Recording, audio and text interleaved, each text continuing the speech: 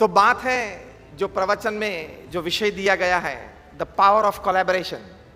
When you come together you can create. जब आप साथ में आते हो तब आप बहुत बड़ा सर्जन कर सकते हो। इतनी ताकत संगठन भाव में है, इतनी ताकत सिम्फनी में है, इतनी ताकत टीम वर्क में है। कोई भी प्रकार का किसी भी हिसाब से एक कोऑपरेशन शुरू होता है, ट्रेमेंडस एनर्जी जनरेट होती है। Any type of coming together generates energy. Any type of coming together, it generates energy, it generates positivity, it generates work, it generates prosperity, it generates growth and all success in life. Am I right? तो इतनी ताकत है इसमें। तो collaboration से क्या हो सकता है, हम जो मुख्य विषय की चर्चा करने जा रहे हैं कि एक व्यक्ति से कुछ हो सकता है, दो व्यक्ति साथ में आए तो कुछ ज्यादा हो सकता है, तीन व्यक्ति साथ में आए तो कुछ बेहतरीन हो सकता है, चार व्यक्ति साथ में आए तो सिद्धि की सीढ़ियां शुरू हो जाती है। और फिर जैसे जैसे ज्यादा लोग साथ में आए सभी की तरक्की होती है, प्रगति होती है, सफलता की ओर आप चल सकते हो। कोलैबोरेशन में जबरदस्त शक्ति है, कोलैबोरेशन में जबरदस्त पावर है। कभी डॉक्टर कुरियन साहब ने अमूल जब चालू की थी, शुरुआत के दिन थे, शुरुआत के वर्ष थे, तब इसी प्रकार की व्यवस्थाएं और यही मार्ग से आगे चले होंगे। हम वही मार्ग पे हैं जिस मार्ग से डॉक्टर कुरियन ने अमूल को एशिया की नंबर 1 ब्रांड बनाई। तो हम भी कर सकते हैं। If somebody can do, can I do? Yes और नो? अगर कोई कर सकता है तो मैं कर सकता हूं कि नहीं? हाँ या ना? कर सकते हैं। अगर कोई लोग साथ में आके कुछ कर सकते हैं तो क्या हम कर सकते हैं? हाँ या ना? दुनिया के कोई भी कोने में साथ मिलकर कोई एकजुट एक बड़ा काम कर सकते हैं, तो हम भी यहां मोहाड़ी में बैठे बैठे कर सकते हैं। The power of collaboration. एक अच्छा प्रसंग आपसे शेयर करना है कि जब कोलैबोरेशन आता है, टीम वर्क आता है, जो हर क्षेत्र में चाहिए। कोई भी क्षेत्र आप ले लो, वहां जब टीम वर्क आता है, कोलैबोरेशन आता है, साथ में रह के काम करना है, वो एक निर्णय होता है। एक दूसरे की एनर्जीज शेयर होती हैं, एक दूसरे की टैलेंट्स पूल इन होती हैं, एक दूसरे का अनुभव, एक्सपीरियंस जब साथ में मिलता है, तब कितनी दूरी तक संस्था जा सकती है, क्या परिणाम प्राप्त कर सकते हैं, क्या नतीजा मिल सकता है, वो अकल्पनीय है। 2002 में जब फुटबॉल का वर्ल्ड कप हुआ, तब फाइनल्स में ब्राजील और जर्मनी थे। देखो पावर ऑफ कोलैबोरेशन क्या है। उस वक्त जर्मन डिफेंस बहुत स्ट्रांग था। जर्मनी के फुटबॉल टीम के captain mister Oliver can, he was the गोली ऑफ द जर्मन टीम। वो एक दीवार की तरह गोल के सामने खड़े रहते थे और जर्मन डिफेंस भी बहुत पावरफुल था, उनको पेनिट्रेट करना इतना आसान नहीं था। सामने ब्राजील अटैक भी बहुत पावरफुल था। तो it was a match in the history of football. उस वक्त तक 2002 तक सबसे ज्यादा व्यूअरशिप कोई एक स्पोर्टिंग इवेंट या कोई भी एक इवेंट को मिली हो तो वो ये 2002 वर्ल्ड कप फाइनल को मिली थी। क्योंकि ब्राजील अटैक में रिवेल्डो थे, रोनाल्डिनो थे और रोनाल्डो थे, 3 पावरफुल आर्स थे। और वहां उनके सामने जर्मन वॉल को पेनिट्रेट करना, वो डिफेंस को पेनिट्रेट करना, वो भी मुश्किल था, नामुमकिन था। It was a match in the history of the tournament. First half तक कुछ नहीं हुआ, सेकेंड हाफ भी आधा चला गया तब कुछ नहीं हुआ। मतलब 70-75 मिनट की रमत पूरी हुई तब तक कुछ नहीं हुआ। Now Brazil attack was coming to its edge, कि अभी कुछ तो 15 मिनट बाकी है, 90 मिनट की ये गेम होती है, कुछ तो करना पड़ेगा। अब देखो पावर ऑफ कोलैबोरेशन क्या है, टीम वर्क क्या है, साथ में मिलकर करना है तो क्या परिणाम प्राप्त कर सकते हैं। तो जर्मन डिफेंस में जो खड़ा हूं इस तरह से, ओलिवर कैन खड़े थे, उनके लेफ्ट हैंड साइड से डीप में से रिवेल्डो अटैक लेके आया, मतलब बॉल लेके आया, जर्मन डिफेंस सामने आ गया। उन्होंने सोचा कि मेरे से ये गोल नहीं होगा, उसने वहां से पास किया सेंटर ऑफ द ग्राउंड में, रोनाल्डिनो लेके आए थे, रिवेल्डो को बीच में पास किया, और रोनाल्डो जो मुख्य अटैकर था वो राइट में था। अब पास रोनाल्डिनो ने रिवेल्डो को दिया। अब रिवेल्डो ने अपनी बुद्धि, अपना अनुभव दोनों का इस्तेमाल करते हुए देखा कि पूरा जर्मन डिफेंस सेंटर की ओर दौड़ रहा था, और पता चला कि अगर मैं गेंद को टच करूं या कोई भी करामत करूं, मैं गोल नहीं कर पाऊंगा।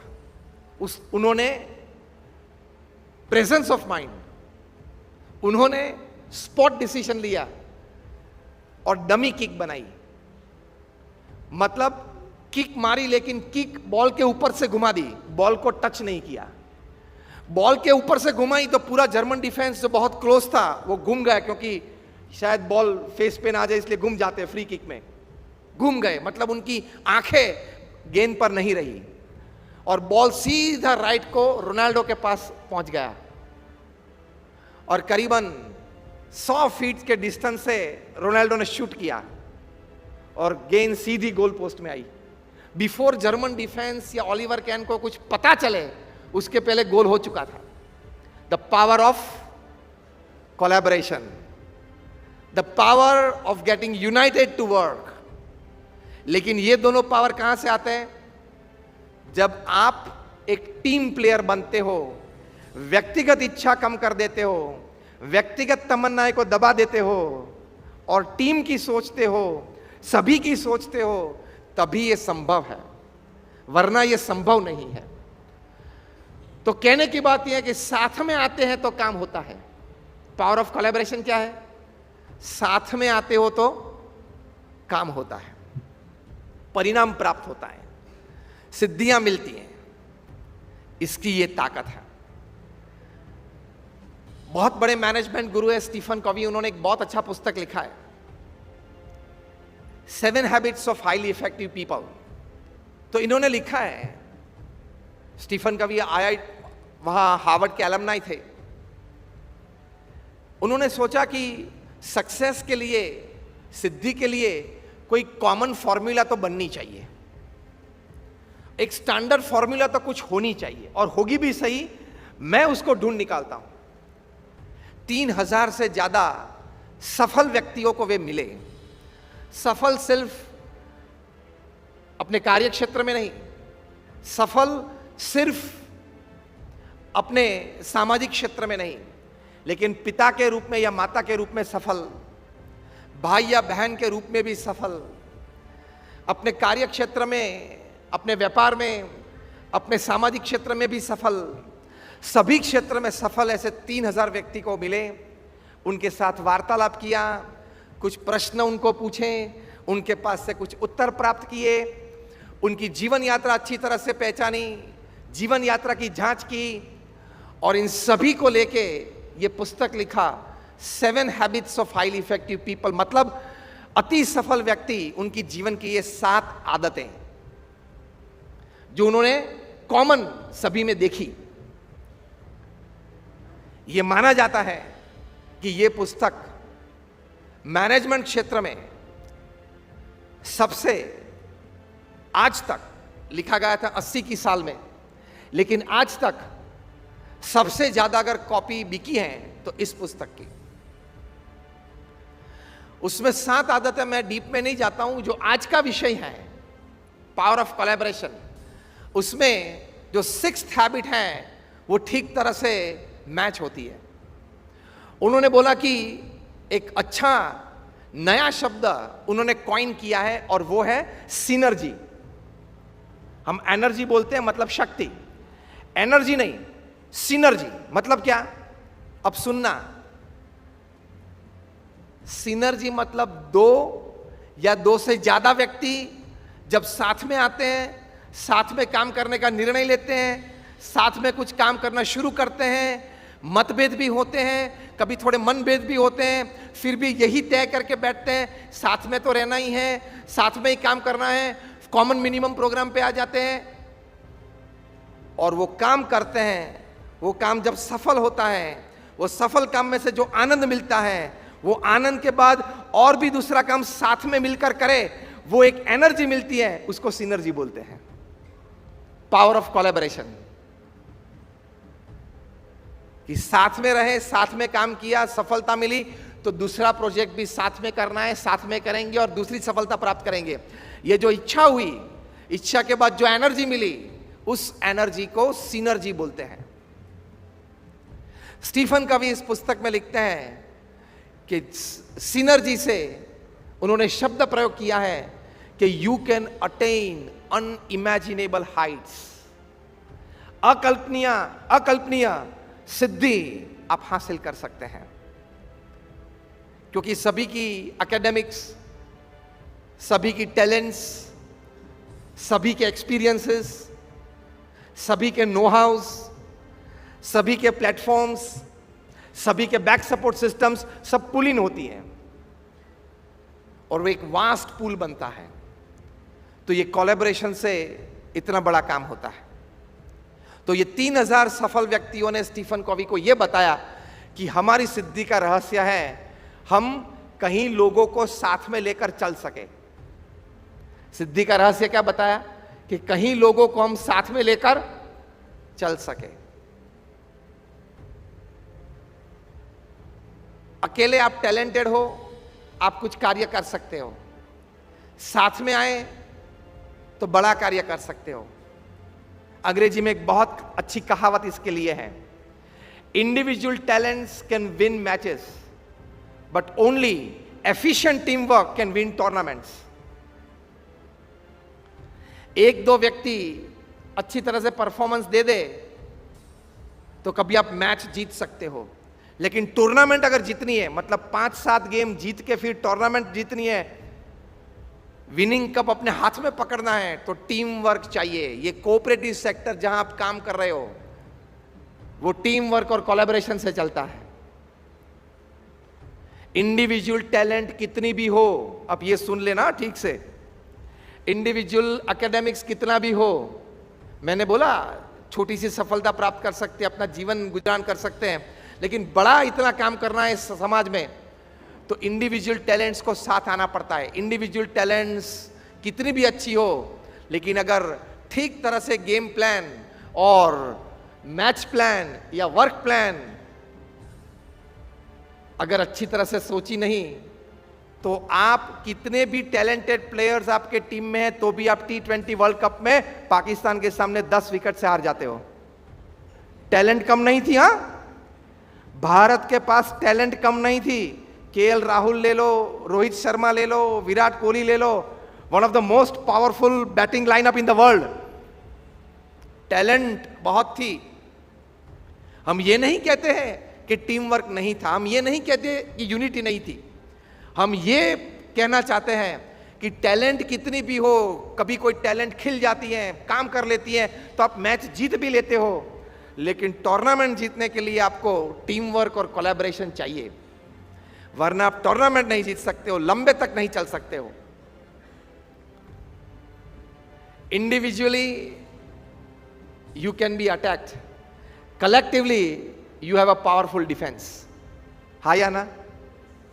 इंडिविजुअली आप पे कोई हमला कर सकता है, लेकिन कलेक्टिवली होते हो तब आपका डिफेंस बहुत स्ट्रांग होता है। तो अटैक करने वाले को भी ग्रुपिंग करना पड़ता है।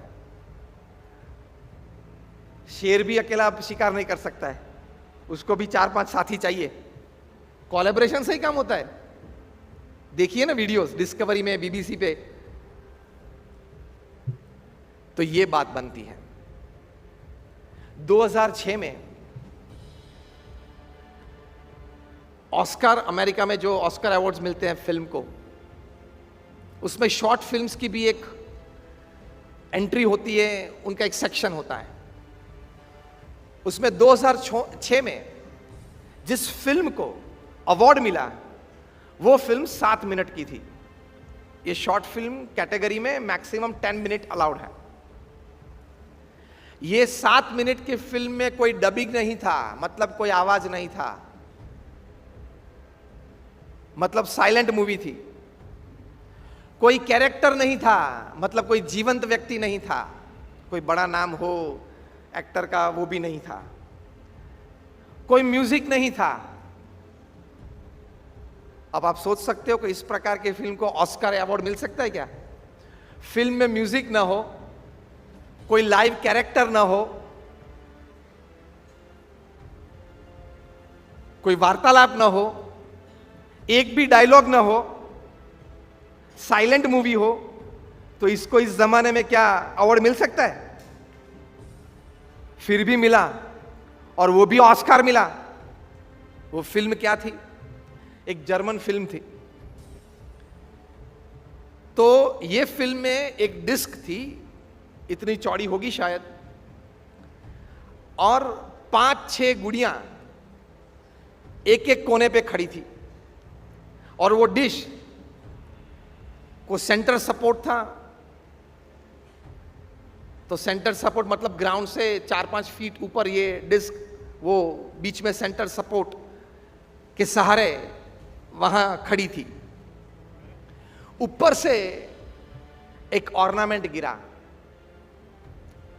तो ये 4-5 गुड़ियां लालायत हो गई कि मैं दौड़ के वो ले लूं, लेकिन एक दौड़े तो वो डिस्क इम्बैलेंस हो जाती थी, बाकी की 5 शायद गिर जाए, ऐसी परिस्थिति खड़ी हो जाती थी। तो वो वापस अपनी पोजीशन पे आ जाती थी कि मेरी वजह से ये 5 गिर जाएगी। दूसरी कोई गुड़िया ने ट्राई किया तो यही परिस्थिति, तीसरी ने ट्राई किया वही परिस्थिति। फिर ये 5-6 गुड़िया उन्होंने एक दूसरे के साथ संज्ञा से काम किया कि हम एक साथ ये रफ्तार में इतने छोटे छोटे कदम रखते हुए वहां तक पहुंचेंगे। Balance, power of collaboration. एक आगे दौड़ेगा लेने के लिए तो बाकी के 5 गिरेंगे, और शायद वो भी गिर सकती है ना, डिश इम्बैलेंस हो जाती है। फिर ये 5-6 गुड़ियां एक साथ आगे चली सेंटर की ओर, एज की ओर से सेंटर की ओर चली। 5-6 गुड़ियां एक साथ वहां पहुंची, और सभी को ये प्राप्त हुआ, सभी ने मिलकर इसका भुगतान किया, सभी ने मिलकर इसका आनंद लिया। अगर एक दौड़ के आगे जाती तो शायद वो मिलता ना मिलता, वो भी एक प्रश्न था। वो भी गिर सकती थी, सब गिर सकते थे। ये फिल्म को ऑस्कर अवार्ड मिला क्योंकि टाइटल क्या लिखा था? Together we are better. Together we are better. ये विचार इज सीडिंग गुडनेस, जो आपका सूत्र है।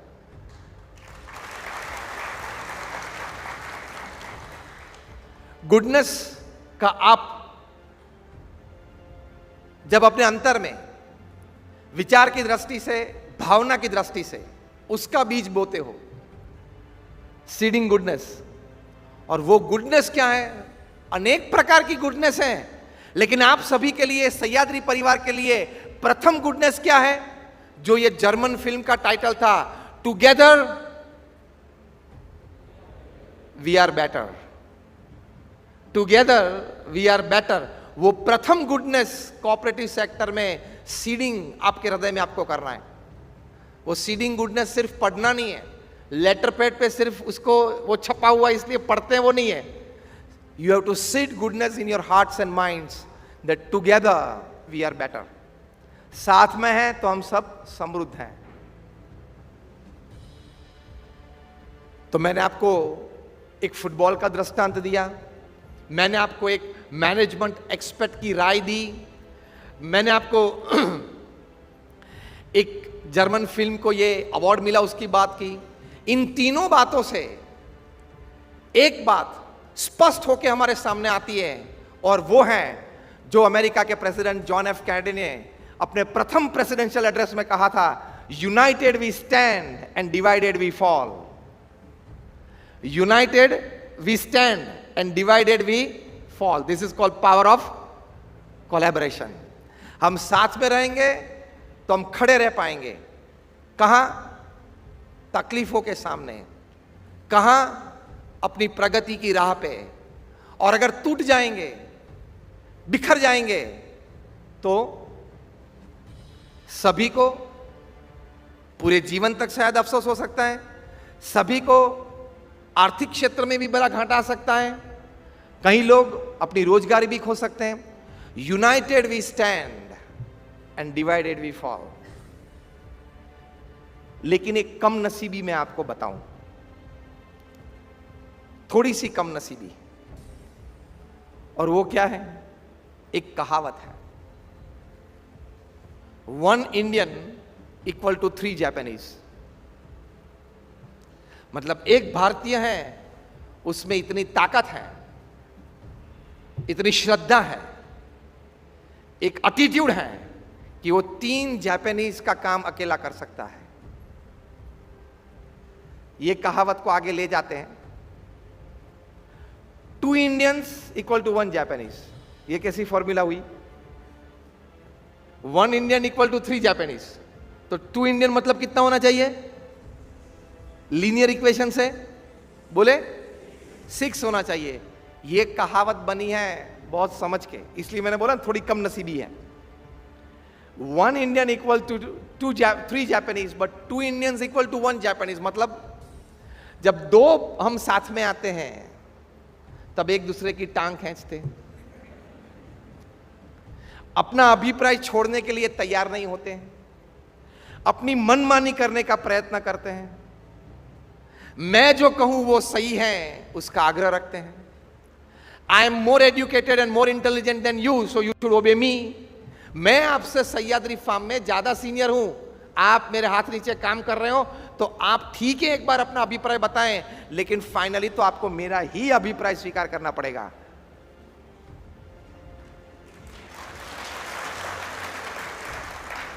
अब आप लोगों ने ये तालियां क्यों बजाई हो मुझे बताएं.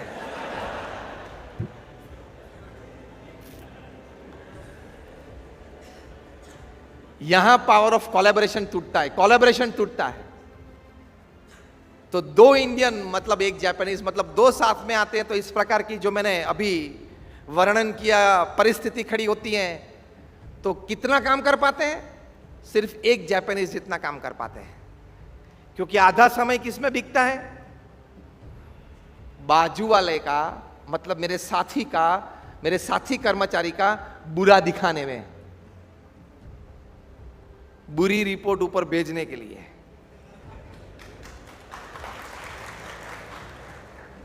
हमने आपके ऑफिस में इलेक्ट्रॉनिक बग्स रखे हैं, पता है क्या हो रहा है? 90% तो ऐसी संस्थाएं में सब कुछ अच्छा चलता है, ठीक चलता है, इसीलिए तो इतना विकास दिखता है इतने कम समय में. 6-7 साल हुए. लेकिन जो 10% कमी रह जाती है उसकी बात मैं करता हूं. करनी चाहिए ना विलास जी? और ये कहावत में तीसरा भाग क्या है पता है? 3 इंडियंस इक्वल टू 0. लेकिन सह्याद्री फार्म में आज मैं देखता हूं कि ये कहावत आप सभी ने मिलके उसको गलत साबित की है.